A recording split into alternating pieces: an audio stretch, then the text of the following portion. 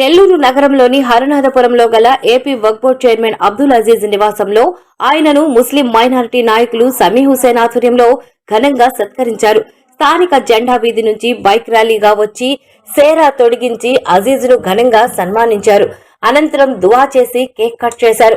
ఈ సందర్భంగా సమీ హుసేన్ మాట్లాడుతూ, ధనవంతుల బిడ్డలు ఎక్కడ చదువుతున్నారో పేద విద్యార్థులను కూడా అక్కడే చదివిస్తున్నారని అన్నారు.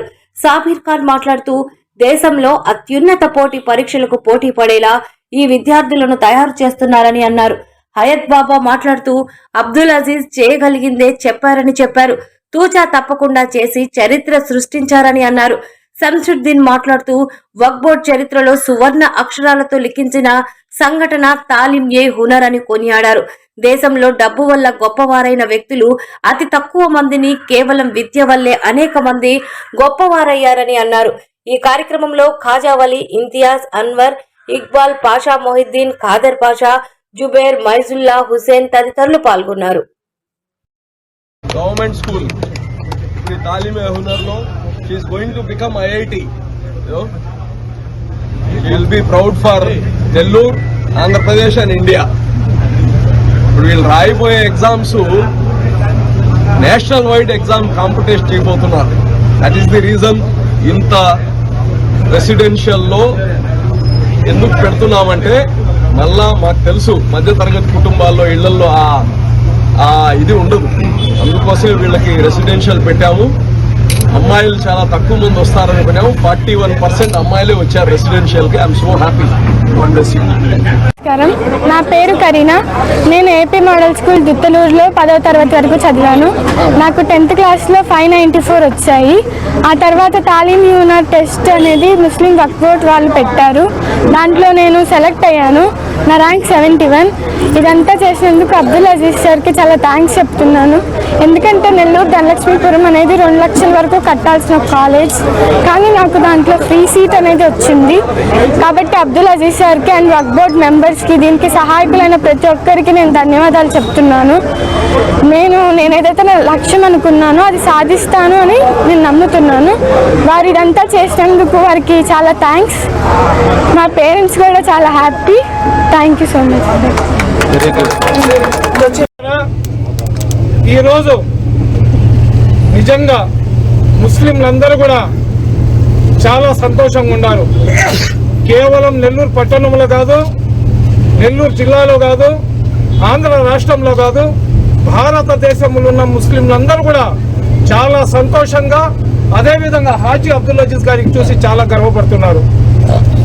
మనం గతంలో ఏ మైనార్టీల మీటింగ్ జరిగినా కానీ, మైనార్టీ నాయకులు వాళ్ళు ఏ పార్టీకి చెందిన వ్యక్తులైనా కానివ్వండి, లేదా మైనార్టీ మత పెద్దలు ఏ జమాత్కి చెందిన వ్యక్తులైనా కానివ్వండి, వాళ్ళ నోటి గుండా వచ్చే మాట ఒక్కటే, మా బిడ్డలు బాల కార్మికుల్లాగా జీవిస్తున్నారు, మా బిడ్డలు 10వ తరగతి దాకా చదివి డ్రాప్అవుట్స్ అయిపోతున్నారు, మా ఆడబిడ్డలను 10వ తరగతి తర్వాత బాల్య వివాహం చేసేస్తున్నారు. సైకిల్ షాపుల దగ్గర, పంచర్ అంగళ్ళ దగ్గర, టీ బంకుల దగ్గర, మెకానిక్ షెడ్ల దగ్గర, మామిడికాయల కొట్ల దగ్గర, న్యూస్ పేపర్లు వేయడానికి, హోటళ్లలో క్లీనింగ్ చేయడానికి రకరకాల పనులు చేసుకుని విద్యకు దూరం అయిపోతున్నారు. వీటన్నిటికీ కారణం చూసిన ప్రపంచంలో వక్ఫ్ బోర్డు అంటే అక్కడ ఏదైతే ఈ చిన్న పుల్ల ఏదైనా ఉన్నా కానీ అది కూడా ఇంటికి తీసుకొని వెళ్ళే పరిస్థితి మేము చూసినాం. చాలా మంది వక్ఫ్ బోర్డు చైర్మన్లు వచ్చినారు, రకరకాల పార్టీల నుంచి వక్ఫ్ బోర్డు చైర్మన్లు వచ్చినారు. కానీ మా జీవిత కాలంలో మేము ఇది చూడగలమా అనుకున్న పనిని ఈరోజు హాజీ అబ్దుల్ అజీజ్ గారు మా కళ్ళ ముందు.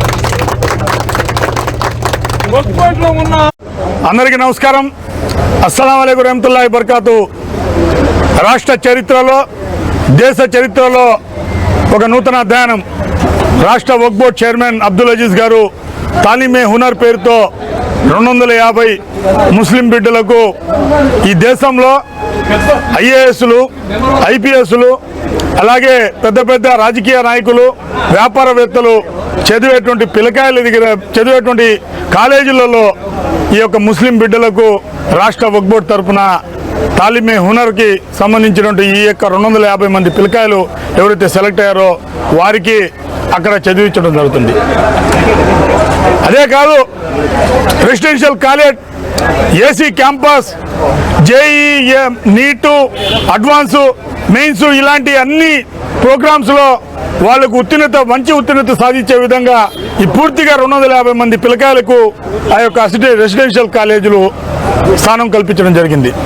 దాదాపు 7,362 మంది అప్లై చేస్తే 6,605 మంది ఈ యొక్క ఎగ్జామ్ కండక్ట్ చేశారు. అంటే రాష్ట్రంలో దేశంలో ఎంతమంది ముస్లిం మైనార్టీ పిల్లకాయలు చదువులు ముందటి స్థాయి పోవాలి, రాబోయేటువంటి రోజుల్లో మేము ఉన్నతమైన చదువులు చదవాలని ఎంతమంది ఆశ చూస్తున్నారు ఆలోచించండి. దాంట్లో 250 మందికి సెలెక్ట్ చేసి మంచి ర్యాంకులు సాధించినటువంటి పిల్లకాయలు, సామాన్య మధ్యతరగతి కుటుంబాల నుంచి వచ్చినటువంటి పిల్లలు, ఏదైతే గవర్నమెంట్ స్కూల్లో వచ్చినటువంటి పిల్లకాయలు, ఆటో డ్రైవర్లుగా, కార్మికులుగా, బేల్దార్ మేస్త్రీలుగా, కార్ డ్రైవర్లుగా ఉండేటువంటి పిల్లకాయలకి ఈరోజు రాష్ట్ర వక్ఫ్ బోర్డు నుంచి వారికి చదివిస్తున్నారంటే ఈ దేశ చరిత్రలో ఒక నూతన అధ్యయనం. పదే చెప్తా ఉంటాం, అబ్దుల్ అజీజ్ గారు ఏం చేసినా ఒక మార్క్ క్రియేట్ చేస్తారని. 5 సంవత్సరాల మేయర్ కాలంలో ఎన్నడూ లేని విధంగా కనీవిని ఎరిగిన రీతిలో నెల్లూరు నగర కార్పొరేషన్ అభివృద్ధి పరచడం. తెలుగుదేశం పార్టీ ప్రతిపక్షంలో వచ్చినప్పుడు 2019 నుంచి 24 వరకు తెలుగుదేశం పార్టీ కార్యకర్తలను పార్టీని ఆయన తీసుకొని వచ్చి చూపించినట్టు చొరవ, కార్యకర్తలను కాపాడిన విధానం. ఈరోజు రాష్ట్ర వక్ఫ్ బోర్డు చైర్మన్గా దేశ చరిత్రలోనే వక్ఫ్ బోర్డు చైర్మన్ అంటే ఎలా ఉండాలి అంటే అబ్దుల్ అజీజ్ లాగా ఉండాలి అని చెప్పుకునేటువంటి గర్వంగా చెప్పుకునేటువంటి పరిస్థితి. కాబట్టి నేను పదే ప్రతిసారి కూడా చెప్తానే ఉంటా, ఏదైనా సాధించాలి అంటే అబ్దుల్ కలాం గారు సాధిస్తే మరో అబ్దుల్ కలాం రావాలి, చంద్రబాబు నాయుడు గారు సాధిస్తే మరో చంద్రబాబు నాయుడు రావాలి, అలాగా అబ్దుల్ అజీజ్ సాధిస్తే అబ్దుల్ అజీజే రావాలే తప్ప మరొకరు రాబోరు అని చెప్పేసి పదే చెప్తుంటారు. కాబట్టి ఈరోజు ఇంత పెద్ద మంచి కార్యక్రమం చేసినటువంటి తాలిమే హునర్ లాంటి కార్యక్రమం చేసినటువంటి అబ్దుల్ అజీజ్ గారికి నెల్లూరు నగరంలో, రూరల్లో ఉన్నటువంటి ముస్లిం మైనార్టీ నాయకులు వారందరితో పాటు ఈరోజు వారిని ఉన్నతమైన కార్యక్రమాలు అబ్దుల్ అజీజ్ గారు చేయాలని చెప్పేసి వారికి వెన్నంటిగా మేమంతా నడుస్తామని చెప్పేసి తెలియపరుస్తూ సెలవు తీసుకుంటాం. అస్సలాము అలైకుం వరహమతుల్లాహి బరకాతు. అందరికీ నమస్కారం. వక్ఫ్ బోర్డు చరిత్రలో సువర్ణ అక్షరాలతో రాయబడ్డ సంఘటన ఏదైనా ఉందంటే తాలిమే హునర్. ఎందుకంటే ఈ దేశంలో, ఈ ప్రపంచంలో ఎక్కడైనా మనిషి బతకాలంటే డబ్బు ముఖ్యం కాదు. డబ్బు వల్ల ఎవరు కూడా గొప్పోళ్ళైన సంఘటనలు తాత్కాలికం. ఒకటే గొప్పది, విద్య. ఎవరైతే చదువుకుంటారో వాళ్ళ జీవితాలు బాగుపడతాయి. మా స్వాతంత్ర సమరయోధులు అబుల్ కలాం ఆజాద్ గారిని కానివ్వండి, జాకీర్ హుసేన్ గారు కానివ్వండి, ఫక్రుద్దీన్ అలీ గారు కానివ్వండి, హిదాయతుల్లా కానివ్వండి, వాళ్ళ రాష్ట్రపతులుగా అదేవిధంగా భారతదేశ విద్యాశాఖ మంత్రులుగా పనిచేశారంటే ఆస్తి చూసి కాదు, వాళ్ళ నాలెడ్జ్ చూసి, వాళ్ళ విజ్ఞానాన్ని చూసి. ఒక విజ్ఞానవంతుడు ఒక మంచి పదవికి గాని వస్తే ఏం చేస్తారు అనేది మన అబ్దుల్ అజీజ్ గారు వక్ఫ్ బోర్డు చైర్మన్ అయిన తర్వాత నిరూపించారు. ఇంతకుముందు ఎంతోమంది వక్ఫ్ బోర్డు చైర్మన్లుగా చేశారు, మేయర్లుగా చేశారు, ఎన్నో పదవులు అనుభవించారు. మైనార్టీస్ ఉన్నారు, ఇతరులు కూడా ఉన్నారు, నేను కాదన్నో లేదు. కాకపోతే విద్య ముఖ్యం అని గుర్తించిన ఏకైక మైనారిటీ మా నాయకుడు ఎవరైనా ఉన్నారంటే అబ్దుల్ అజీజ్ గారు. ఈరోజు భారతదేశంలో ఆంధ్రప్రదేశ్లో ఉండే వక్ఫ్ బోర్డు అన్నిటికీ ఒక డైరెక్షన్, ఒక దిశను చూపించే దిక్చూసిగా మారింది. అలాంటి ఒక గొప్ప వ్యక్తి మా నెల్లూరుడు కావడం, మా సోదరుడు కావడం, మాకు వక్ఫ్ బోర్డు చైర్మన్ అయిన తర్వాత నిజంగా అయితే నాకైతే కళ్ళు తిరిగాయి. అంతకుముందు ఒక అభిప్రాయం ఉండేది, వక్ఫ్ బోర్డు అంటే దర్గాల దగ్గర, మసీదుల దగ్గర వచ్చే డబ్బుల్ని తీసుకొని వాళ్ళు ఖర్చు పెట్టుకునే సంస్థ. ఇది ఏ రోజు మైనార్టీస్ కానీ ప్రజలకు కానీ ఏమి చేసింది లేదని నమ్మేవాళ్ళం. మొట్టమొదటిసారిగా స్వాతంత్రం వచ్చిన తర్వాత భారతదేశంలో మొట్టమొదటి వక్ఫ్ బోర్డు ఏదైనా ప్రజలకి మేలు చేయాలి, ఇలా చేయొచ్చు అని చూపించిన వక్ఫ్ బోర్డు ఏదైనా ఉందంటే అది ఆంధ్రప్రదేశ్ వక్ఫ్ బోర్డు.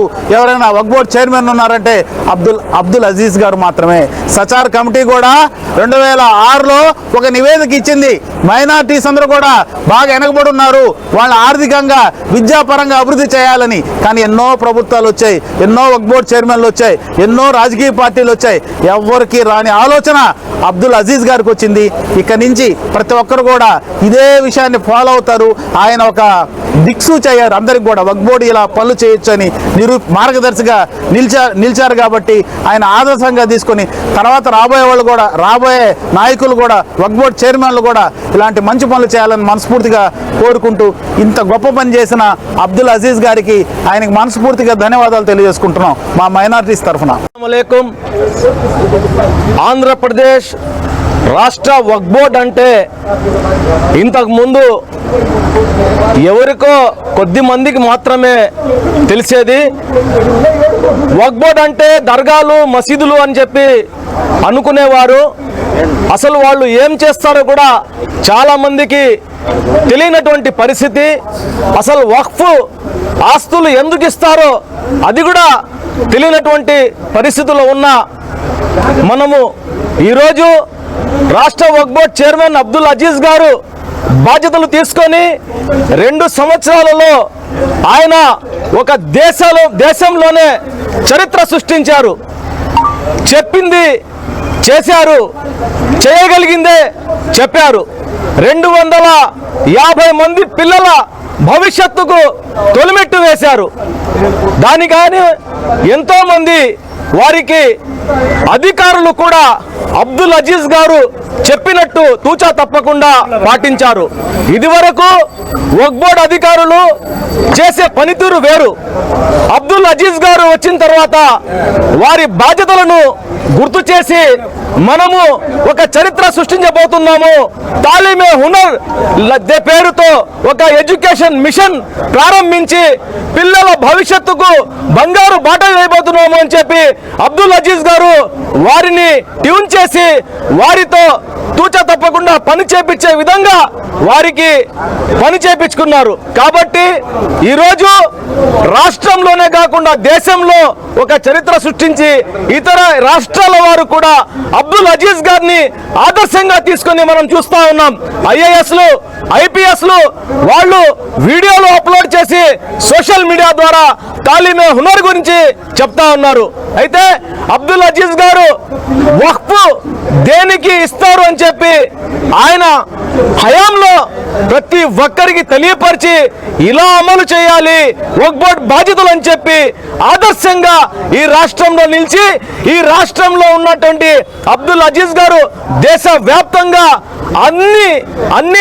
అందరూ వక్ఫ్ బోర్డు చైర్మన్లు ఎవరైతే ఉన్నారో వారందరికీ ఆదర్శంగా నిలిచారు. కాబట్టి ఈరోజు నెల్లూరులో ఉన్నటువంటి మత పెద్దలు, మత గురువులు, ముస్లిం సమాజం బాధ్యత కలిగిన వారు ప్రతి ఒక్కరు కూడా అబ్దుల్ అజీజ్ గారిని సన్మానించి మత పెద్దలు వారి కోసం ప్రత్యేకంగా ప్రార్థనలు చేసి వారు ఇంకా ఇలాంటి కార్యక్రమాలు ఎన్నో చేయాలని చెప్పి ప్రత్యేకమైనటువంటి ప్రార్థన చేయడం జరిగింది.